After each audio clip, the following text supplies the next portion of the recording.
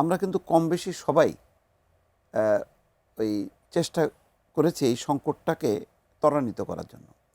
ধরেন আমি প্রতিদিন হয়তো 10 লিটার তেল নেই, আমি চেষ্টা করছি প্রতিদিন 20 লিটার তেল নেওয়ার।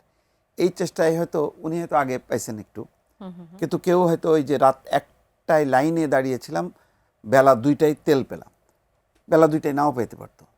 হ্যাঁ, তো কিন্তু প্রত্যেকেরই যে একটা প্রবল চেষ্টা আছে তেল মজুত করা, এটা তো একটা মানে স্বাভাবিক যে ফ্লোটা, সেই ফ্লোটা তো আমরা নষ্ট করলাম একদম। আমি একটা খুব ছোট্ট একটা উদাহরণ দিই। আমি গত মানে 15 দিনে 3টা দেশ সফর করেছি। তার মধ্যে আমাদের মান বা আমাদের চেয়ে একটু কম দরিদ্র, মানে কি বলে, কম ধনী, আমাদের ধনী দেশই বলি, কম ধনী দেশও আছে আর ধনী দেশও আছে। একটা হচ্ছে নেপাল, একটা হচ্ছে থাইল্যান্ড, আর একটা হচ্ছে সিঙ্গাপুর।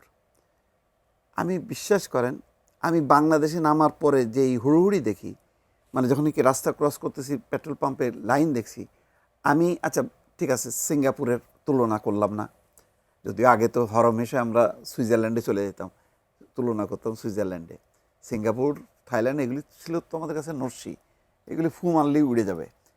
কিন্তু আচ্ছা যাক, সেই কথা বিতর্ক বাদ দিই, কিন্তু সিঙ্গাপুরকে নাই বাদ দিলাম। সিঙ্গাপুরে তো তেল পাওয়া, থাইল্যান্ডের পরিস্থিতি কেমন দেখেছেন সেখানে? মানে এরকম কোনো পরিস্থিতি কি ছিটে ফুটা নাই। আচ্ছা ওইটাও নাই, কোনো দুঃখটা প্রভাবই পড়ে নাই? কোনো বিন্দু মাত্র আমি প্রভাব দেখি নাই। আপনি মানে কেউ যদি এই মুহূর্তে যদি কেউ পরিচিত থাকে ফোন করেন, তারা এরকম যে মানে তেলের একটা দাম বাড়ার যে বিষয়, সেটিও কি সেখানে দাম নাই? হয়তো কিছুটা বাড়ছে, চেঞ্জ। কিন্তু হ্যাঁ, বাট ওটা মানে অ্যাডাপ্ট করছে। ওরা তো আন্তর্জাতিক বাজারের সাথে মানে ওঠানামা করে, সেই তুলনায় হয়তো একটু একটু করে বাড়ছে। কিন্তু তেলের জন্য হাহাকার, লাইন, হুড়োহুড়ি এরকম কোথাও নেই। থাইল্যান্ড, সিঙ্গাপুর বাদ দিলাম, আপনি নেপালে সেখানে তো কি আমি 3 অবস্থা? দিন ছিলাম, আমি কোনো হুড়োহুড়ি দেখি নাই। আচ্ছা, নিয়মতান্ত্রিকভাবেই তারা। স্বাভাবিক, অ্যাজ ইউজুয়াল। এখন আপনি আবার যুক্তি দেবেন, আরে ওটা তো ছোট্ট দেশ, ওদের কতটুকি বা তেল লাগে, তা ওরা তো ওই অল্প তেলই আনে, অল্প তেলই তো আনে। তাহলে আপনি তাহলে সংকটটা কোথায় দেখছেন আসলে? সংকটটা আমাদের মধ্যে, তৈরি করা। আমরা প্রত্যেকেরই এর দায় আছে, আমরা করছি। ধরেন আমি আপনাকে বলি, আজকে আপনি এখন স্ক্রল দেন, যে কোনো ক্রাইসিস নেই, যে সরকার একটা বলবে যে চালের মজুদ ভালো, তবে সবাইকে অনুরোধ করছি যে কেউ অতিরিক্ত চাল কিনে বাসায় করবেন না। দেখবেন যে ভোরবেলার থেকে আপনার মার্কেটের অবস্থা খারাপ হয়ে গেছে।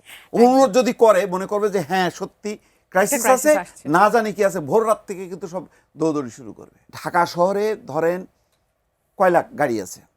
আচ্ছা ধরেন আমি 20 লাখ গাড়ি আছে। 20 লাখ গাড়ির মধ্যে যদি 10 লাখ গাড়ি তেল টানা শুরু করে, আপনি অন্য মজুদ বাদ দেন, আপনি তাতেই অবস্থা কী হবে? আপনি সমস্ত ফ্লোটা আপনি নষ্ট করে দিচ্ছেন। স্বাভাবিকভাবে যেই যোগানগুলো পেট্রোল পাম্পে, সেটা তো নষ্ট করে দিচ্ছেন। তার মধ্যে আবার চলতেছে মজুদ।